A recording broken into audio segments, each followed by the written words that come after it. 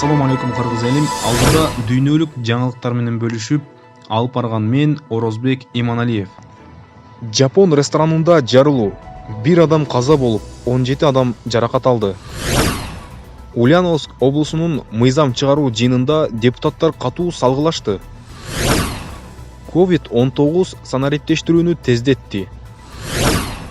Россия коопсуздуктан чочулаганына карабастан, дүйнө жүзү боюнча биринчи жолу COVID-19 вакцинасын бир нече жуманын ичинде кабыл алууну көздөп жатат. Техастагы SPX заводунда жарылуудан күн күркүрөдү.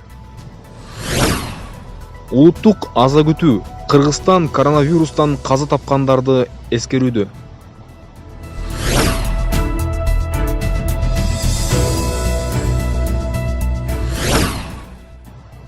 Жапониянын Корияма шаарында катуу жарылуу болду.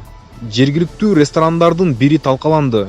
Кеминде бири өлүп, 17 киши жаракат алганы белгилүү. Банктын филиалы олуттуу зыян келтирилген жана анын кардарлары жарылуу толкунуна дуушар болушкан. Жарылуу ресторан жайгашкан павильонду иш жүзүндө кыйратты. Окуянын кыйыр себеби COVID-19 пандемия. Ресторан апрель айынан бери жабылган, кароосуз калган 6 газ баллону агып же бузулган. Тергөөнүн натыйжасында жарылууга себеп болгон учкундун кайдан пайда болгону аныкталды. Ульяновск облусунун мыйзам чыгаруу жыйынында депутаттар катуу салгылашты. Атүгүл бир нече парламентарийлер медициналык жардам сурап кайрылышкан. Плакатка байланыштуу жаңжал чыгып, айрым депутаттардын айтымында жергиликтүү акимди акарат келтирген. Ал айрылып, бирок авторлор өз баннерин коргошкон. Окуя болгон жерге полиция өкүлдөрү чакырылган, бирок ушул убакка чейин чыр жөнгө салынды. Кагылышуунун катышуучулары административдик жазага тартылышы мүмкүн.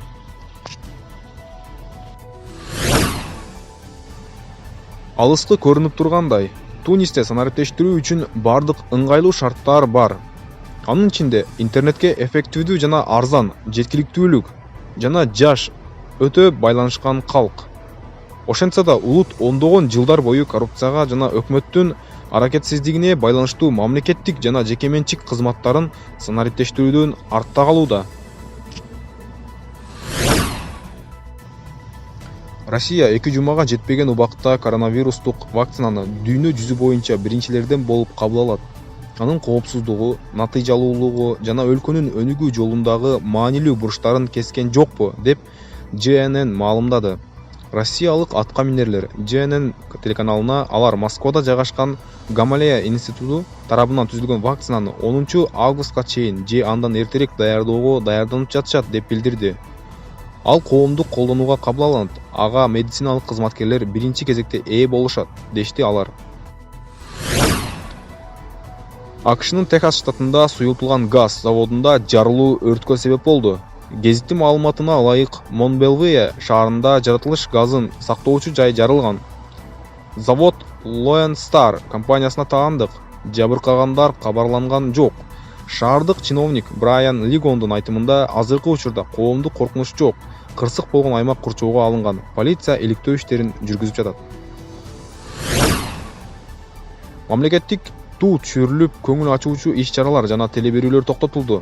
Президент мындай жарлыкка 3 күн мурун кол койгон эле. Аза күтүү үчүн жарыялоо менен сунушту өткөн аптада президент менен жолугушууга барган ыктыярчылар көтөргөн.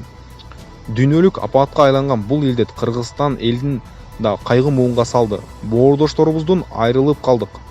Оорунун айынан жарандарыбыздын ата-энелери, балдары, бир туугандары, жакындары каза болушту. Өлкөбүз орду толгус жоготууга учурады. Ар бир көз жумган мекендешим менин сай сөөгүмдү сыздатып, жүрөгүмдү канатып кетти. Каза болгондордун жаткан жери жайлуу, топурагы торко болсун, жаны бейиште болсун, деп билдирет президент Сооронбай Жээнбеков элге жасаган кайрылуусунда.